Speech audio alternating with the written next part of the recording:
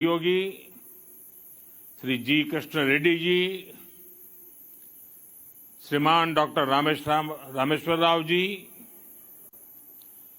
भागवत विभूतियों से संपन्न सभी पूज्य संतगण,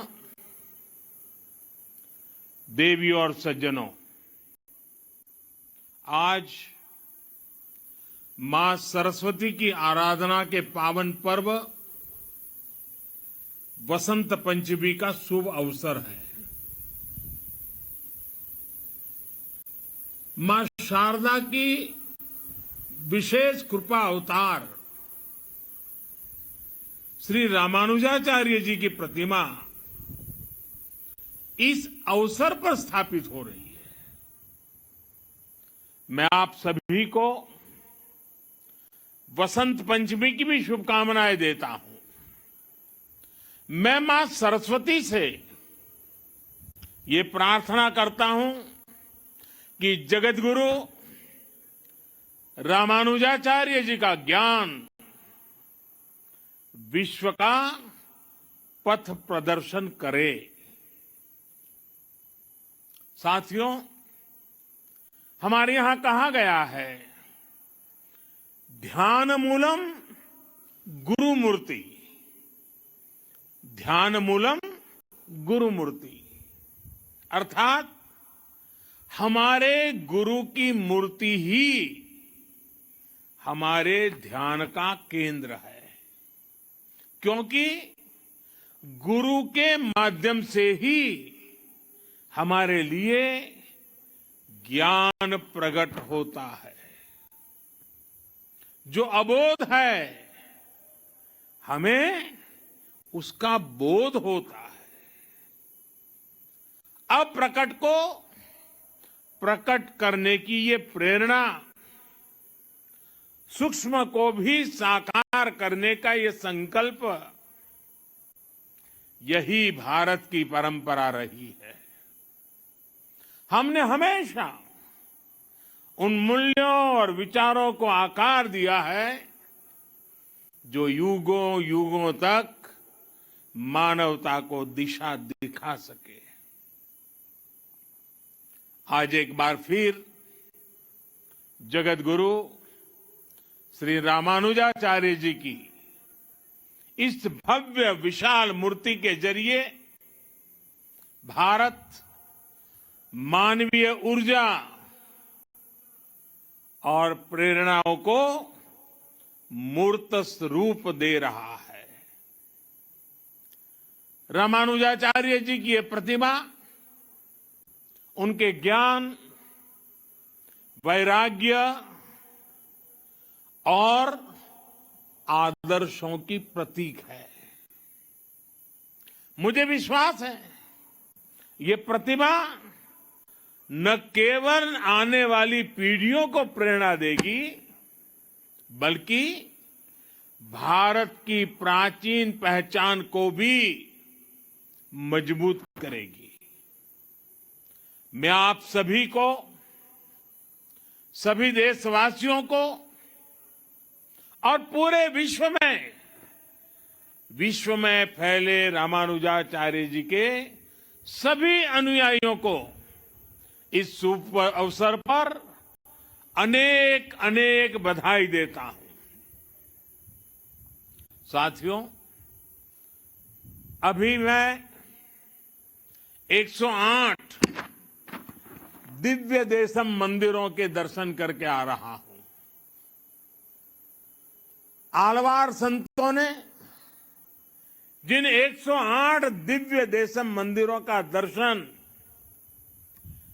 पूरे भारत में भ्रमण करके किया था, कुछ वैसा ही सौभाग्य मुझे आज श्री रामानुजाचार्य जी की कृपा से यही मिल गया। मानवता के कल्याण का जो यज्ञ उन्होंने 11वीं शताब्दी में शुरू किया था, वही संकल्प यहां 12 दिनों तक विभिन्न अनुष्ठानों में दोहराया जा रहा है। पूज्य श्री जीयर स्वामी जी के स्नेह से आज विश्वक सेन इष्टि यज्ञ की पूर्णाहुति में शामिल होने का सौभाग्य भी मुझे मिला है। मैं इसके लिए पूज्य जीयर स्वामी जी का विशेष रूप से आभार प्रकट करता हूं। उन्होंने मुझे बताया है कि विश्वक सेन इष्टि यज्ञ संकल्पों और लक्ष्यों की पूर्ति का यज्ञ है। मैं इस यज्ञ के संकल्प को देश के अमृत संकल्पों की सिद्धि के लिए नतमस्तक होकर के समर्पित करता हूं। इस यज्ञ का फल मैं अपने 130 करोड़ देशवासियों के सपनों की पूर्ति के लिए अर्पित करता हूं। साथियों, दुनिया की अधिकांश सभ्यताओं में, अधिकांश दर्शनों में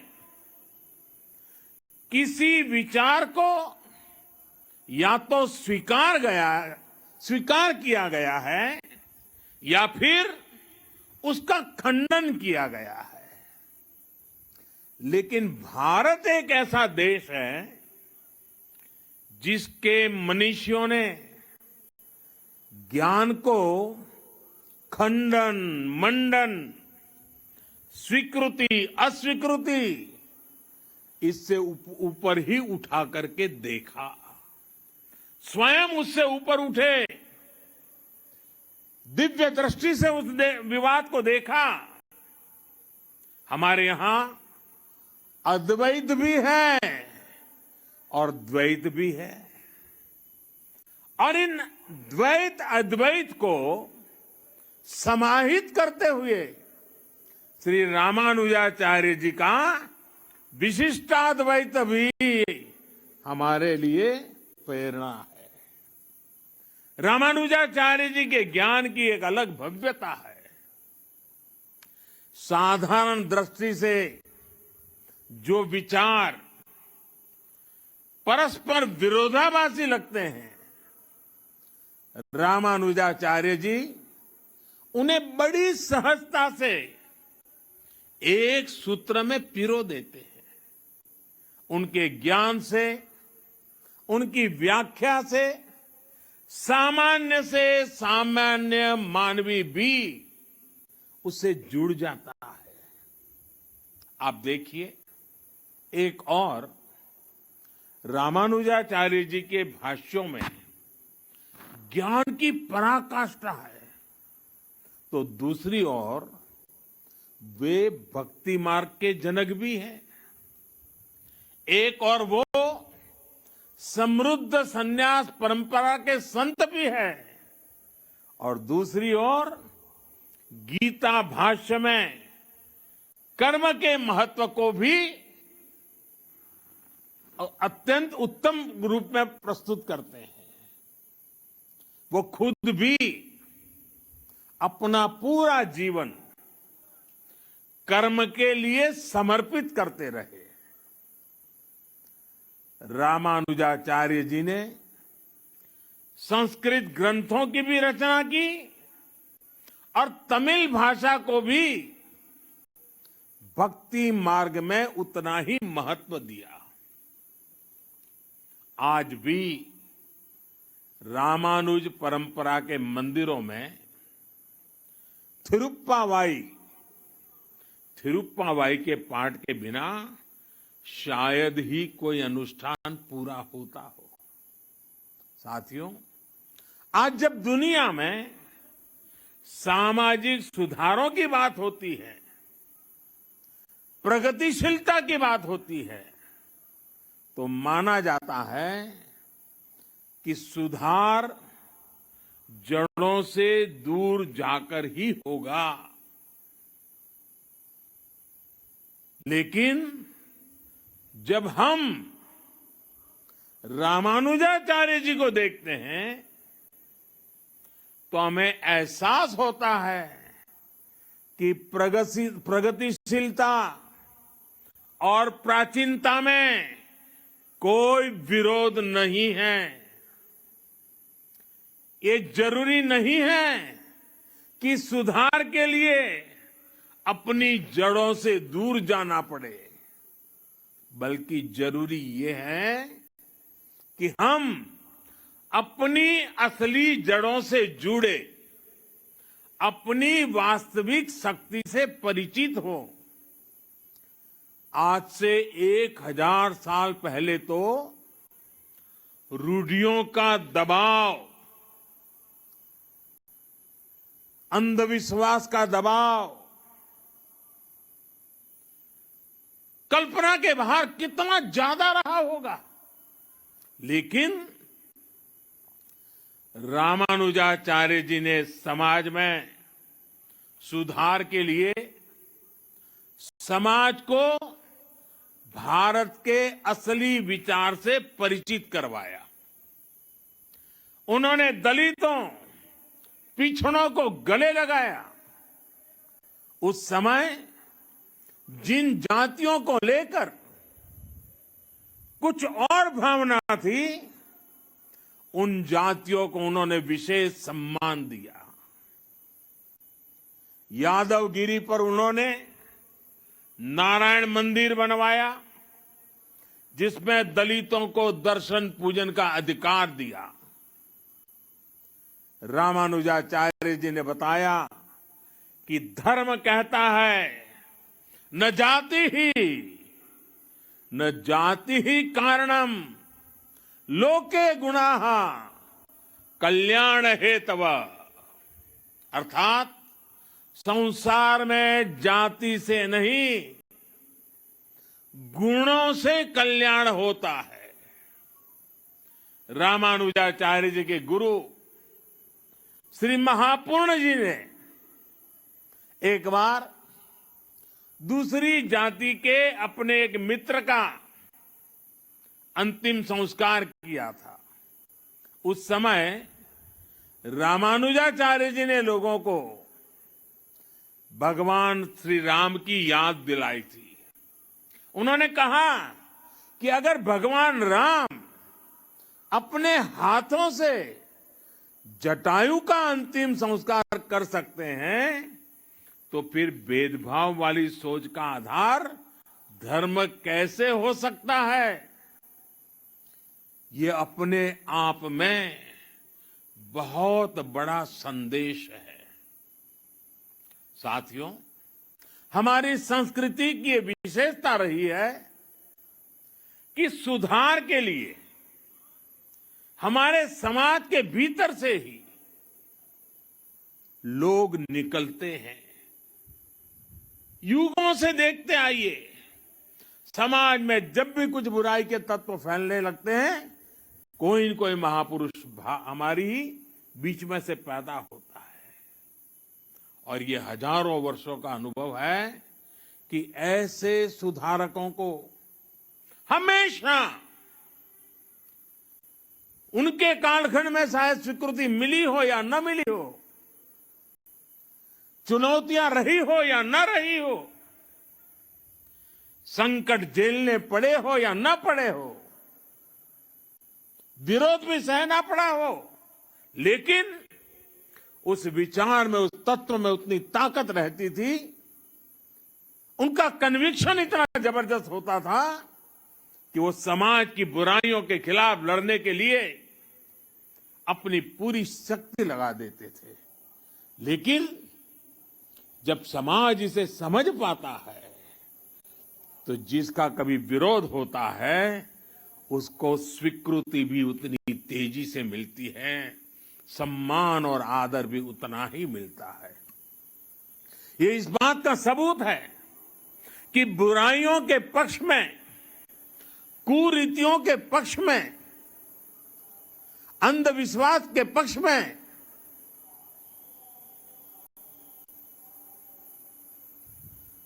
इन जनरल हमारे समाज में सोशल सैंक्शन नहीं होता है। जो बुराई से लड़ते हैं, जो समाज को सुधारते हैं, हमारे यहां उन्हें ही मान और सम्मान मिलता है। भाइयों और बहनों, आप सब लोग रामानुजाचार्य जी के जीवन के विभिन्न आयामों से परिचित है। वो समाज को सही दिशा देने के लिए अध्यात्म के संदेशों का भी प्रयोग करते थे और व्यावहारिक जीवन का भी। जाति के नाम पर जिनके साथ भेदभाव होता था, रामानुजाचार्य जी ने उन्हें नाम दिया थिरुकलधार, यानी लक्ष्मी जी के कुल में जन्म लेने वाला श्रीकुल या देवीय जन। वो स्नान करके आते समय अपने शिष्य धनुर्दास के कंधे पर हाथ रखकर आते थे। ऐसा करके रामानुजाचार्य जी छुआछूत की बुराई को मिटाने का संकेत देते थे। यही वजह थी कि बाबा साहब आंबेडकर जैसे समानता के आधुनिक नायक भी रामानुजाचार्य जी की भरपूर प्रशंसा करते थे और समाज को भी कहते थे कि अगर सीखना है तो रामानुजाचार्य जी की शिक्षा से सीखो। और इसलिए आज रामानुजाचार्य जी की विशाल मूर्ति स्टैच्यू ऑफ इक्वालिटी इसके रूप में समानता का संदेश दे रही है। इसी संदेश को लेकर आज देश सबका साथ, सबका विकास, सबका विश्वास और सबका प्रयास के मंत्र के साथ अपने नए भविष्य की नींव रख रहा है। विकास हो, सबका हो, बिना भेदभाव हो। सामाजिक न्याय सबको मिले, बिना भेदभाव मिले। जिन्हें सदियों तक प्रताड़ित किया गया, वो पूरी गरिमा के साथ विकास के भागीदार बने। इसके लिए आज का बदलता हुआ भारत एकजुट प्रयास कर रहा है। आज सरकार जो योजनाएं चला रही है, उनका बहुत बड़ा लाभ हमारे दलित पिछड़े भाई बहनों को हो रहा है। चाहे पक्के घर देना हो या फिर उज्ज्वला का मुफ्त कनेक्शन, गैस कनेक्शन, चाहे 5 लाख रुपए तक मुफ्त इलाज की सुविधा हो या फिर बिजली का मुफ्त कनेक्शन, चाहे जनधन बैंक खाते खोलना हो या फिर स्वच्छ भारत अभियान के तहत करोड़ों शौचालयों का निर्माण करना हो। ऐसी योजनाओं ने दलित, पिछड़े, गरीब, शोषित, वंचित सभी का भला किया है। बिना भेदभाव सबको सशक्त किया है। साथियों, रामानुजाचार्य जी कहते थे, उरिय गल्लुकुल वेड़मिल्ले, अर्थात सभी जीव समान है। वो ब्रह्म और जीव की एकता की बात ही करके रुकते थे, ऐसा नहीं थे। वो वेदांत के इस सूत्र को स्वयं भी जीते थे। उनके लिए स्वयं में और दूसरों में कोई भेद नहीं था। यहां तक कि उन्हें अपने कल्याण से ज्यादा जीव के कल्याण की चिंता थी। उनके गुरु ने कितने ही प्रयासों के बाद जब उन्हें ज्ञान दिया तो उसे गुप्त रखने के लिए कहा, क्योंकि वो गुरु मंत्र उनके कल्याण का मंत्र था।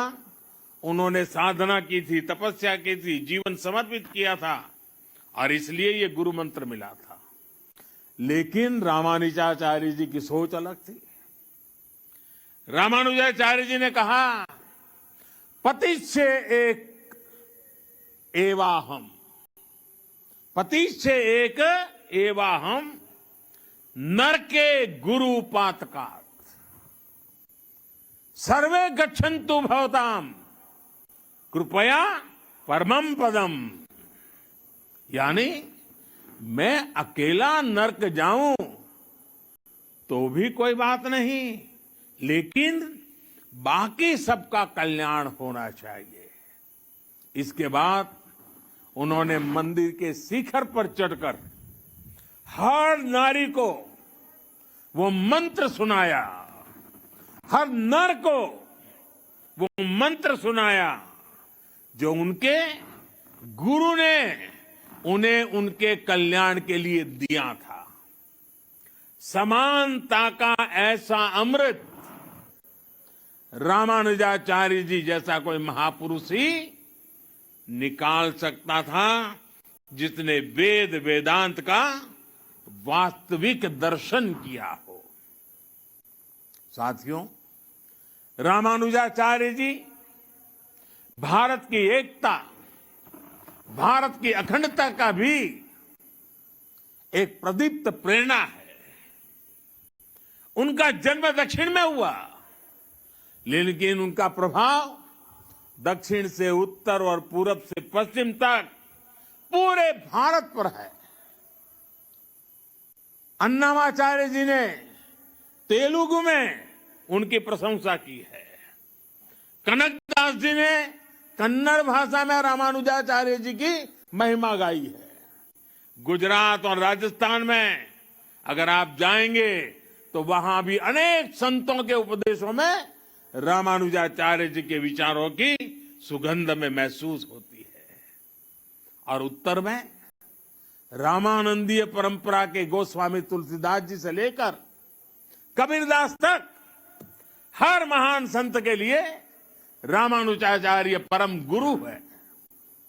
एक संत कैसे अपनी आध्यात्मिक ऊर्जा से पूरे भारत को एकता के सूत्र में पिरो देता है, रामानुजाचार्य जी के जीवन में हम ये देख सकते हैं। इसी आध्यात्मिक चेतना ने गुलामी के सैकड़ों वर्षों के कालखंड में भारत की चेतना को जागृत रखा था। साथियों, ये भी एक सुखद संयोग है, श्री रामानुजाचार्य जी पर यह समारोह उसी समय में हो रहा है जब देश अपनी आजादी के 75 साल मना रहा है। आजादी के अमृत महोत्सव में हम स्वाधीनता संग्राम के इतिहास को याद कर रहे हैं। आज देश अपने स्वाधीनता सेनानियों को कृतज्ञ श्रद्धांजलि दे रहा है। अपने इतिहास से हम अपने भविष्य के लिए प्रेरणा ले रहे हैं, ऊर्जा ले रहे हैं। इसलिए अमृत महोत्सव का यह आयोजन आजादी की लड़ाई के साथ साथ हजारों सालों की भारत की विरासत को भी समेटे हुए हैं। हम जानते हैं, भारत का स्वाधीनता संग्राम केवल अपनी सत्ता और अपने अधिकारों की लड़ाई भर नहीं था। इस लड़ाई में एक तरफ अपनी वैश्विक मानसिकता थी तो दूसरी तरफ जियो और जीने दो का विचार था। इसमें एक और ये नस्लीय श्रेष्ठता और भौतिकवाद का उन्माद था, तो दूसरी ओर मानवता और आध्यात्म में आस्था थी। और इस लड़ाई में भारत विजयी हुआ, भारत की परंपरा विजयी हुई।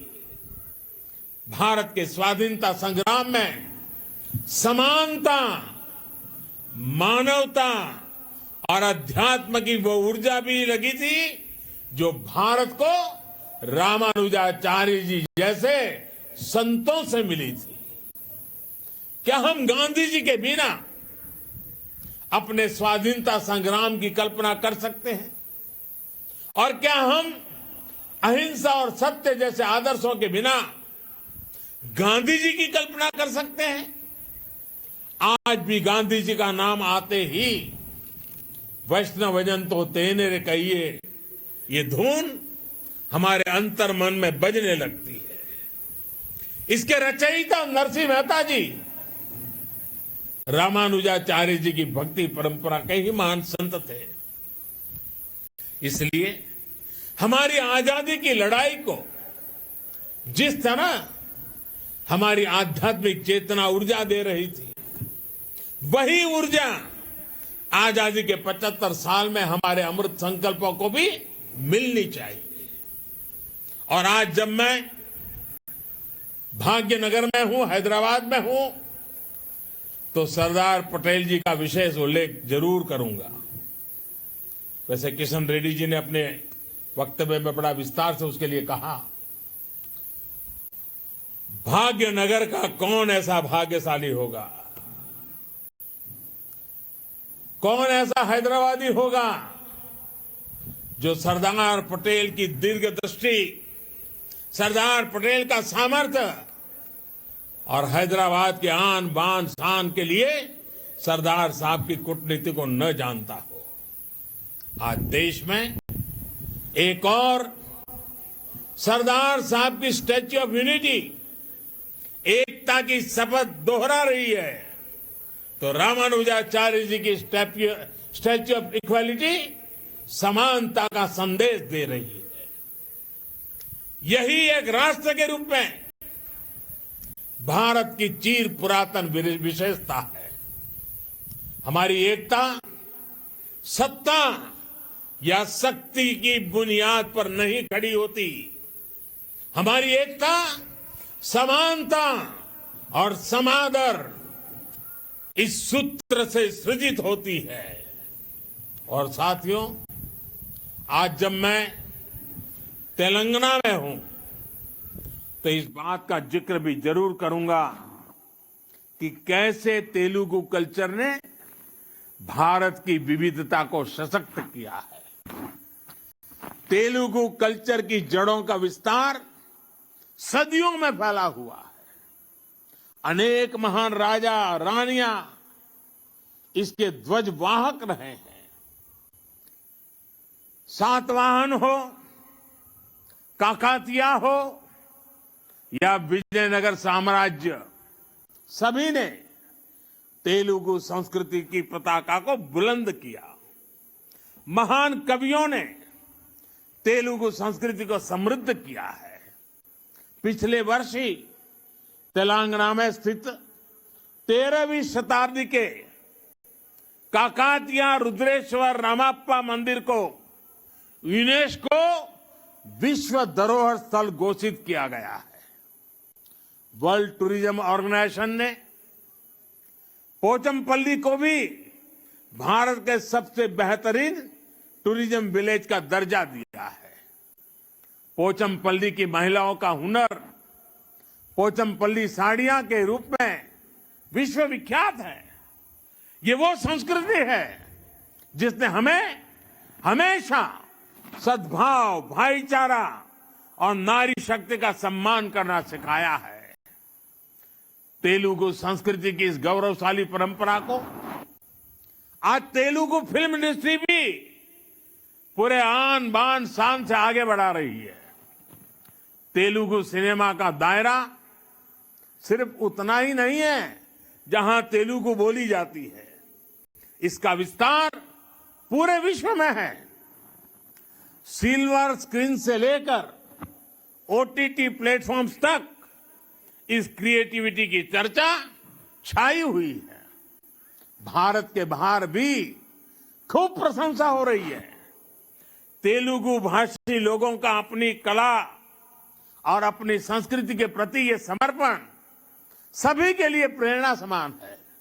साथियों, आजादी के 75वें वर्ष में इस अमृत काल में श्री रामानुजाचार्य जी की ये प्रतिमा प्रत्येक देशवासी को निरंतर प्रेरित करेगी। मुझे पूरा भरोसा है आजादी के अमृत काल में हम उन कुरीतियों को भी पूरी तरह समाप्त कर पाएंगे जिन्हें खत्म करने के लिए श्री रामानुजाचार्य जी ने समाज को जागृत किया था। इसी भाव के साथ पूज्य स्वामी जी का आदर पूर्वक धन्यवाद करते हुए इस पवित्र अवसर में हिस्सेदार बनने के लिए आपने मुझे अवसर दिया। मैं आपका बहुत आभारी हूं। विश्व भर में फैले हुए प्रभु रामानुजाचार्य जी के विचारों से प्रभावित प्रेरित हर किसी को मैं अनेक अनेक शुभकामनाएं देता हूं। मेरी वाणी को विराम देता हूं। आप सबका बहुत बहुत धन्यवाद।